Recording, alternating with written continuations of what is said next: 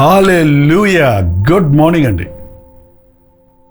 మీరు ఎక్కడి నుంచి వీక్షిస్తున్నారో, ఏ టైంలో వీక్షిస్తున్నారో, ఏ దేశంలో ఉన్నారో, ఏ ఊర్లో ఉన్నారో, ఏ పల్లెలో, ఏ పట్టణంలో, ఏ మిలిటరీలో, ఏ పార్ట్ ఆఫ్ ద ఇండియాలో ఉన్నారో మరి మాకు తెలియాలంటే మీరు ఒక వాట్సాప్ పెట్టండి. అలాగే లైవ్ చాట్లోకి వచ్చి టైప్ చేయండి.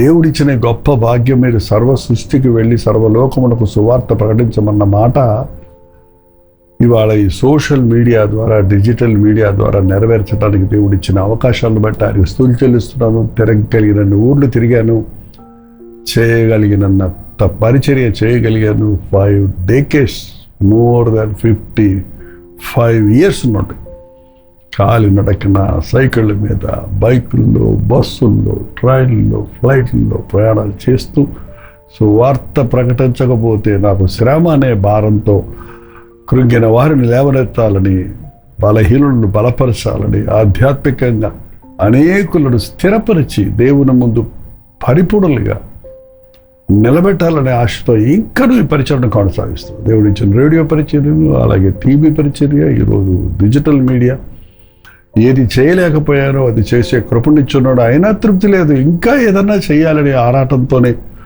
రోజుకి 3-4 సార్లు సోషల్ మీడియాలో ఇస్తూ, అక్కడక్కడ గెట్ టుగెదర్లు జరిగిస్తూ ఉన్న ప్రతి అవకాశాన్ని ఉపయోగించుకొని ప్రభువుని భయపరచాలని ప్రయాసపడుతున్నాను. మీ ప్రార్థనలు నా కోసం గుర్తుపెట్టుకోండి. మీరు దీవించబడుతుంటే ఆ విషయాన్ని మాకు తెలియజేస్తుండండి. మీ ప్రైజ్ రిపోర్ట్స్ కూడా తెలియజేయండి. అది మాకు కొంచెం బూస్టింగ్గా ఉంటుంది, మరింత ప్రోత్సాహకరంగా, పడుతున్న ప్రయాసకు ప్రతిఫలం దొరుకుతుందన్న సంతోషంతో, ఉత్సాహంతో మరి ఇంకా అధికంగా సేవ చేయడానికి మీరు సహకరించిన వారు అవుతారు. తల వంచడం చిన్న ప్రార్థన. పరిశుద్ధుడ నీకు వందనములయ్యా, మరొకసారి నీ సన్నిధిలోనికి వచ్చున్నాము. మాతో మాట్లాడమని క్రీస్తు నామములో అడుగుచున్నాము తండ్రి, ఆమేన్. బాగున్నారా అని అడుగుతున్నానంటే, బాగున్నాను అని ఊతపదంగా చెప్పేస్తున్నారు, కానీ మనస్సు బాగలేదు అంటున్నారు. మనసు ఎందుకు పాడవుద్ది? మీరు ఎప్పుడైనా మీ మనస్సు పాడైనప్పుడు ఎందుకు నా మనస్సు పాడైంది, ఎప్పటి నుంచి నా మనస్సు పాడైందని మీరు ఏమైనా కొంచెం ఆత్మ పరిశీలన చేసుకుంటారా? చాలా విషయాల కొరకు మన మనసు పాడవుద్ది, కానీ ఒక విషయం గుర్తుపెట్టుకోండి, మనం ఎవరినైనా క్షమించకపోతే ప్రభు దగ్గర నుంచి మనకు క్షమాపణ దొరకదు. కాబట్టి మన మనస్సులో నెమ్మది ఉండదు. మీ శత్రువుల కొరకు, మిమ్మల్ని హింసించిన వారి కొరకు ప్రార్థించండి, ప్రేమించండి, క్షమించండి అని ప్రభు చెప్పాడు. ఆయన సిలువలో దాన్ని బయలుపరిచాడు. తండ్రి వీరేమి చేయుచున్నారో వెరుగడు గనక వీరిని క్షమించు. నువ్వు ప్రభు విడవైన తర్వాత అన్లిమిటెడ్ ఫర్గివ్నెస్ నీకు ఉండాలండి. ఎన్నిసార్లు ప్రభు నా సోదరుని క్షమించాలి? 7 సార్లా అంటే 7 సార్లు అంటే 77 సార్లు అంటే లెక్క లేదు, అన్లిమిటెడ్. ప్రభు నేర్పిన ప్రార్థన చేసేవారు, ప్రభా నువ్వు మా ఇతరుల పాపం రుణస్తులను మేము క్షమించిన ప్రకారం మా రుణములను క్షమించమని ప్రార్థన చేస్తున్నావు. నిజంగానే నువ్వు క్షమించి ప్రభు నన్ను క్షమించు అని అడుగుతున్నావా? అని చూసుకుందాం. మనం క్షమించాల్సినది ఈ రోజునండి చాలామంది పిల్లలకి ఎవరి మీద కోపం తెలుసా? ఎవరిని క్షమించరు తెలుసా? కన్న తల్లిదండ్రుల్ని. ఎందుకంటే మన తల్లిదండ్రులు అందరూ స్పిరిచువల్ కాదు, భక్తులు కాదు. నిజమే వారి బలహీనతలు ఉన్నాయి, నిజమే వారు మంచోళ్ళు కాదు, నిజమే వారు ఒకవేళ నిన్ను పట్టించుకోలేదు, నిజమే. కానీ నువ్వు ఇంకా బ్రతికే ఉన్నావు కదా, నువ్వు ప్రభు దొరికాడు కదా, పరమ తండ్రి నీకు దొరికాడు కదా. నీ హలోకంలోనికి రావడానికి కారకులైన నీ తల్లిని తండ్రిని దూషించకు. ఒకవేళ నిన్నేమైనా వాళ్ళు బాధ పెట్టుంటే, నీవు పైకి ఎదగకుండా మా తల్లిదండ్రులు, మా అమ్మ నాన్న మమ్మల్ని అడిచేశారు, మమ్మల్ని తరిమేశారు అని చెప్తున్నారు చాలామంది. ఫస్ట్ ఆఫ్ ఆల్, నిన్ను కన్న తల్లిదండ్రులను నువ్వు శపించొద్దు, వారిని క్షమించేయి. మా అమ్మే కదా, మా నాన్నే కదా, నాకు జన్మనిచ్చిన వాడు కదా అని తల్లిదండ్రుల మీద మీకు ఎవరికైనా కోపం ఉంటే, ఏదో ఎన్ని చేసినా మనుషులకు తృప్తి లేదండి. వాళ్ళ శక్తి కొలిది చేస్తారు పాపం తల్లిదండ్రులు, కానీ మనకు తృప్తి ఉండదు. మనం అనుకున్నట్టు వాళ్ళు చేయలేదని ఏదో కొరత పెడుతూనే ఉంటాం. ఈరోజు నీకు దేవుని సమాధానం నీ హృదయాన్ని ఏలాలంటే మొదటిగా మీ తల్లిదండ్రుల్ని క్షమించండి. ఆ విషయం వాళ్ళకి చెప్పండి. ఎదురుగుండా ఉంటే ఇంట్లో వెళ్ళి చెప్పండి, లేకపోతే దూరంలో ఉంటే వాట్సాప్ పెట్టండి, ఫోన్ చేసి చెప్పండి, ఇంకా మంచిది. అర్థమైందండి? రెండోది, నిన్ను మోసం చేసిన వాళ్ళని నువ్వు క్షమిస్తే అసలు నీ గొప్పతనం ఏంటో తెలుస్తుందండి. నిన్ను మోసం చేసిన వాళ్ళని, నీకు అపకారం చేసిన వాళ్ళని, నిన్ను నమ్మించి ఇరికించిన వాళ్ళని నేను చచ్చినా క్షమించను అంటారు కొంతమంది. చచ్చిన తర్వాత మనకి క్షమించే అవకాశమే దొరకసుమా? మనం క్షమించబడం కాబట్టి మనం కూడా నిత్య నరకంలోనికి వెళ్ళాల్సి వస్తుంది. మనం క్షమిస్తేనే మన ప్రభువు క్షమిస్తానంటున్నాడు. కాబట్టి క్షమించండి. పోనీలే, వాళ్ళు కీడించారు కానీ నాకు మేలే జరిగింది. సొంత అన్నలండి యోసేపును దూషించి బంధించి గోతులో పడేసి అమ్మేసుకొని ఆ డబ్బులు కూడా వాడుకొని అంత ద్రోహం చేశారు వాళ్ళు. ఐగుప్తులు బానిసగా పంపించేశారు. తల్లిదండ్రులు ప్రేమ పోగొట్టుకున్నారు, అన్నదమ్ములు ప్రేమ పోగొట్టుకున్నాడు. మనకైతేనే ఎంత కక్ష పగుంటుందో, దొరికితే వాళ్ళు ఒక్కొక్కరిని ఏం చేస్తారో. నేను ఐగుప్తులో రాజు కంటే మించిన స్థానంలో ఉన్నాను అనుకునేవాడు. కానీ వాళ్ళు ఎదురుపడ్డప్పుడు ఏడ్చాడంట యోసేపు, నన్ను మీరు ఐగుప్తుకు అమ్మేసినందుకు మీరు బాధపడకండి, ఇది నా మేలు కోసమే జరిగింది. మీరు కీడించారు కానీ దేవుడు నాకు మేలు చేశాడు.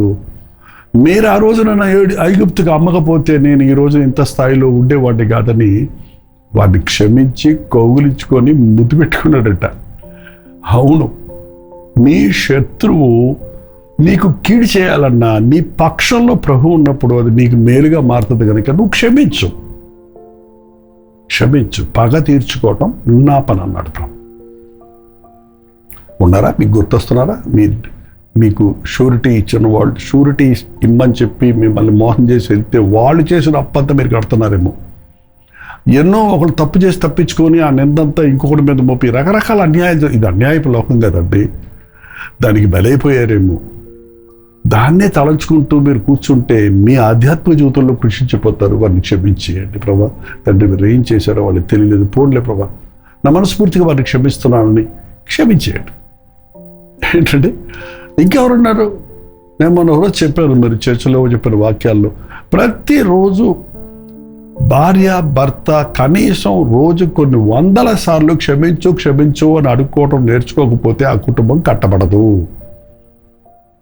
ప్రతిరోజు నీవు నీ భార్యను క్షమిస్తూనే ఉండాలి, నీ భర్తను క్షమిస్తూనే ఉండాలి. అప్పుడే నీ ఇంటిలో సాతానుకు చోటు ఉండదు.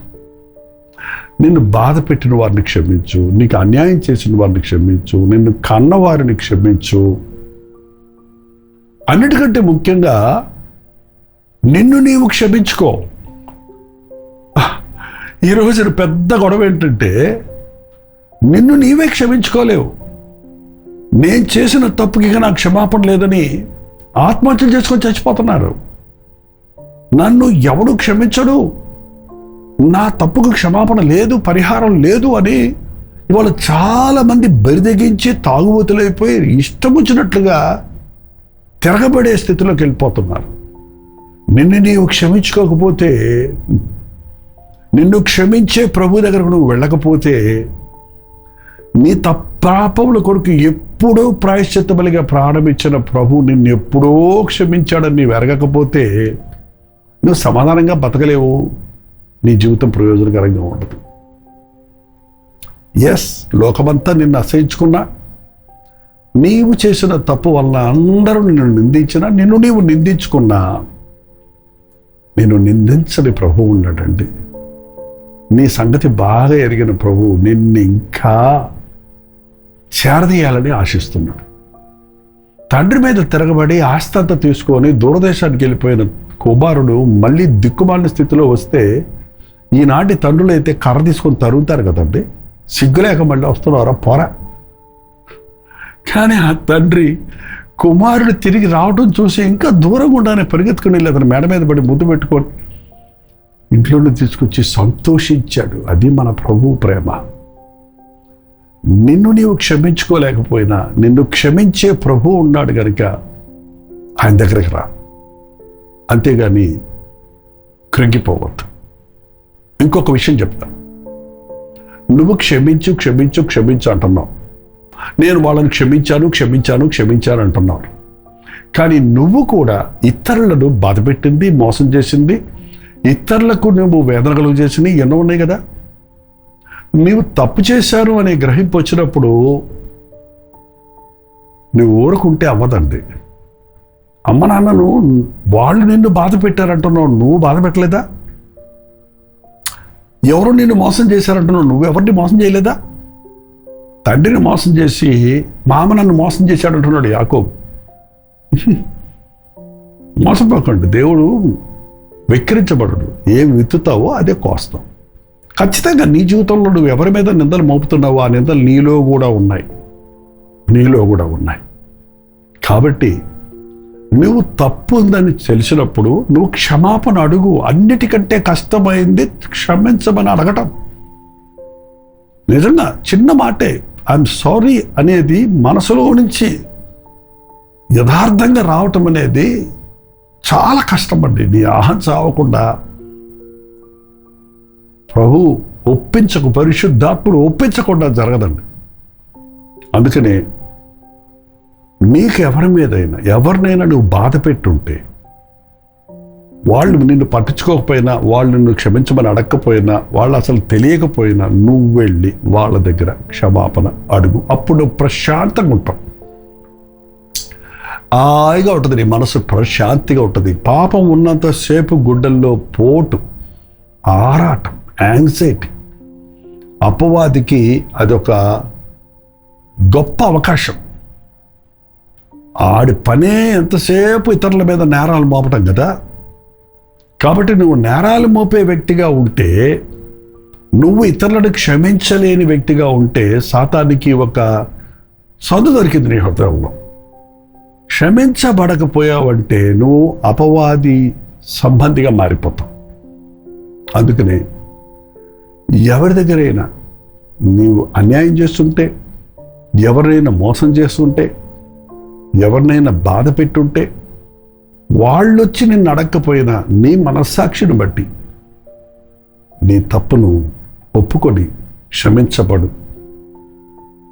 ఎవని అతిక్రమములు క్షమించబడునో వాడు ధన్యుడు అని బైబిల్ చెప్తుంది. నీవు క్షమించబడడానికి, వాళ్ళు క్షమించరండి అందుకే నేను అడగలేదంటారు. వాళ్ళు క్షమించారో లేదో అన్నది నీ పాయింట్ కాదు, అది నీకు అవసరం లేదు. వాళ్ళు క్షమించినా క్షమించకపోయినా నువ్వు క్షమించాయి, నువ్వు క్షమాపణ అడిగి ఒకరిని ఒకరు క్షమించుకొనుడి అని ప్రభు చెప్పాడు. చివరిగా చూడండి, ఎఫెసీయులు రాసిన పత్రిక 4:32 ఒకని ఎడల ఒకడు దయగలిగి కరుణాహృదయులై క్రీస్తునందు దేవుడు మిమ్మల్ని క్షమించిన ప్రకారము మీరును ఒకరినొకరు క్షమించుకోండి. క్రీస్తు మిమ్మును క్షమించిన ప్రకారము మీరును ఒకరిని ఒకరు క్షమించుకోండి. యేసయ్య క్షమాపణలోని గొప్పతనం ఏంటంటే, మనం చాలాసార్లు క్షమించామంటాం, మళ్ళీ ఆ విషయం ఎత్తుతుంటాం. కానీ ప్రభువు నేనే నా చిత్తానుసారంగా నీ దోషములను తుడిచివేయుచున్నాను, మరి ఎన్నడూ నేను వాటిని జ్ఞాపకం చేస్తున్నాను. I will forgive and forget. నేను ఇతరులను క్షమిస్తాను, ఇంకా ఆ విషయం నేను ఎప్పుడు ఎత్తనో అను. పరిశుద్ధాత్ముడు నీకు తోడై ఉంటాడు. సమాధాన సంతోషాలతో నువ్వు ఉండగలుగుతావు. ప్రార్థన. పరిశుద్ధుడా, ప్రేమగల తండ్రి, క్షమించలేని కఠిన హృదయములను నీ ఆత్మ ద్వారా ఒప్పింపజేసి కృపనిచ్చినందుకై వందనములయ్యా. ఆ మనస్సాక్షి దోషారోపణ చేసే విషయాలను ఎప్పటికప్పుడు ఒప్పుకొని విడిచిపెట్టుకు. ఇతరుల మమ్మకు కీడు చేశారని, బాధ పెట్టారని అపకారమును మనసులో ఉంచుకొనక నీ ప్రేమతో వారిని క్షమించుటకు, మేము ఇతరులకు వ్యతిరేకంగా చేసినటువంటి ప్రతి హాని విషయమై పశ్చాత్తాపడి క్షమాపణ కోరుటకు నీ బిడ్డలమని చెప్పుకునే మా ఒక్కొక్కరికి నీ సహాయం చేయమని క్రీస్తు నామములో అడుగుచున్నాము తండ్రి. ఆమేన్.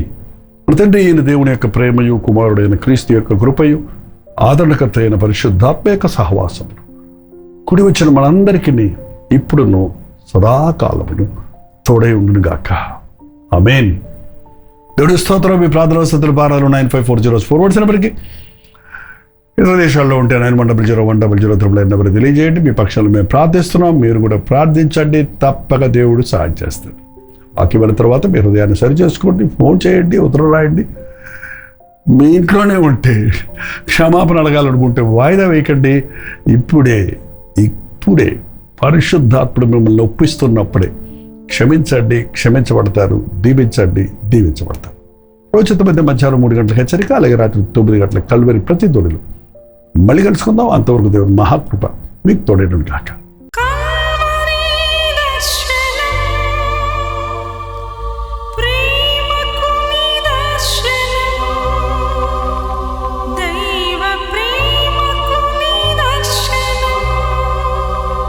తెలుగు, తమిళ, హిందీ, మలయాళం, బెంగాలీ, ఒరియా అనే 6 భాషల్లో టెలివిజన్ ప్రోగ్రామ్స్ కొనసాగుతూనే ఉన్నాయి. భారభరితమైన పరిచయంలో మీరు సహకరించాలని ఆశిస్తే, ప్రభు మిమ్మల్ని ప్రేరేపిస్తే మీ విరాళాలు, కానుకలు వారికి మీరు పంపించవచ్చు. అవి నేరుగా టీవీ ఛానల్స్కి వెళ్తాయి. అందులో ఏది మేము మా సొంత ఖర్చుల కొరకు ముట్టుకోవటం లేదు, వేరే పరిచయ కొరకు ముట్టుకోవటం లేదు. టెలివిజన్ పరిచయలో ఇంకా సువార్త వినని వారికి అది అందించాలని ఆశతో ఒక 20 సంవత్సరాలుగా కొనసాగుతున్న పరిచయం కొరకు ప్రార్థించండి, మీ సహకారాన్ని అందించండి. ఈ విషయం మీకు ఇంకా వివరాలు కావాలంటే 89393939 అనే నెంబర్కి మార్నింగ్ 10 నుంచి ఈవినింగ్ 10 లోపల మీరు ఫోన్ చేయండి, వివరాలు మీకు తెలియజేస్తాం.